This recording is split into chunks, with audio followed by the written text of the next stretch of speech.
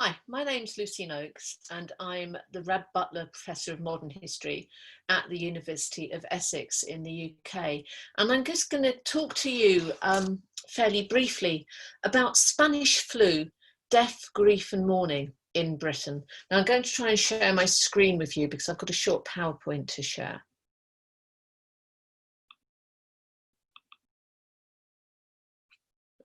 Okay. And I will turn my video off, I hope, while I'm talking to you. Okay, so Spanish flu is often referred to as the forgotten pandemic. Of course, it's not forgotten. If it was forgotten, we wouldn't be talking about it here today. But it was a pandemic that had a huge impact on the world.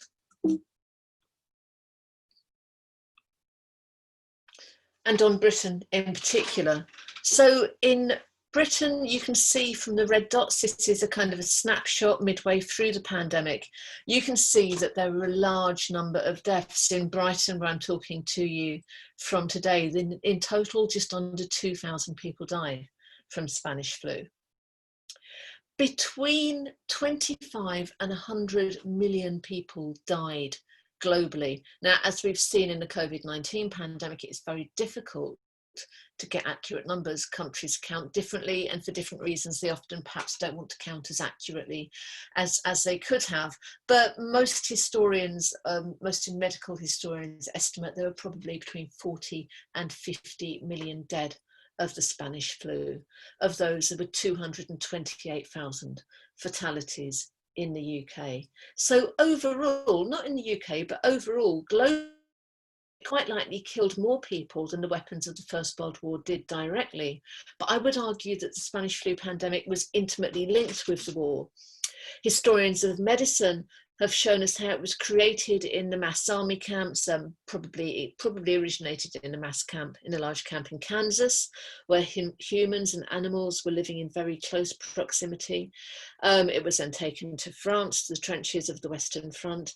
And at the war's end, it spread very quickly around the world as people returned, workers and combatants returned from the war. And then the armistice celebrations of November 1918 are or were what we would probably now call mass transmission events. But I think that it's relatively forgotten in relation to the First World War. And we can see this just for example, in Britain, we've just had the First World War centenary, which had quite a lot of government funding. Spanish flu did not get its own centenary. But we see this because it exists in the war's shadow, but also because of longer lasting changes and changes of a longer history. And these are changes in the social practices and the emotional culture of the time, which emphasized restraint, privacy, stoicism, and even silence around grief. So what is sometimes called the Victorian way of death and is seen as being embodied in Queen Victoria's lengthy mourning period for Prince Albert, was already in decline by the late 19th century. So reformers of burial and funerary practice saw this Victorian way of death, with its elaborate funerals, its lengthy mourning periods, and its very complex ways of signalling different periods of mourning.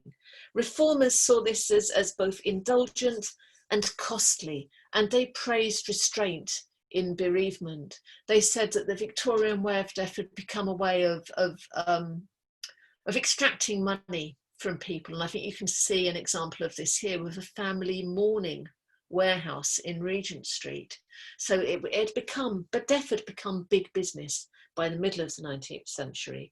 And as you move towards the end of the 19th century, and certainly into the early 20th century, you see a far more restrained attitude towards bereavement, and a kind of a validation of and an embracing of the idea of a more restrained and, as it was seen then, dignified grief.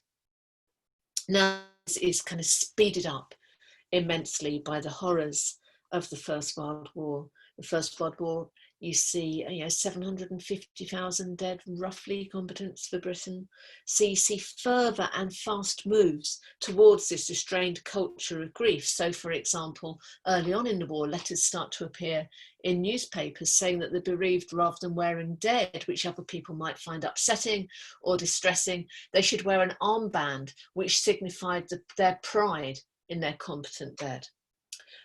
People shouldn't wear black. And of course, after 1915, for the vast majority of those bereaved by the war, there were to be no funerals, as the decision was taken to bury the dead in graves close to where they fell. And this is, I think, the largest British war cemetery, Tancot, Passchendaele, just outside of Ypres in Belgium. So there was a stoicism at the heart of public advice and expectations around grief in the First World War. And this carries over towards to shape people's attitudes to death and attitudes to how they should articulate their grief in the Spanish flu pandemic. Now, it must have been, I'm sure we can all understand this, particularly today, it must have been a terrifying time. Many of the victims of the Spanish flu, they died in such large numbers that they were buried in mass graves, as you can see here.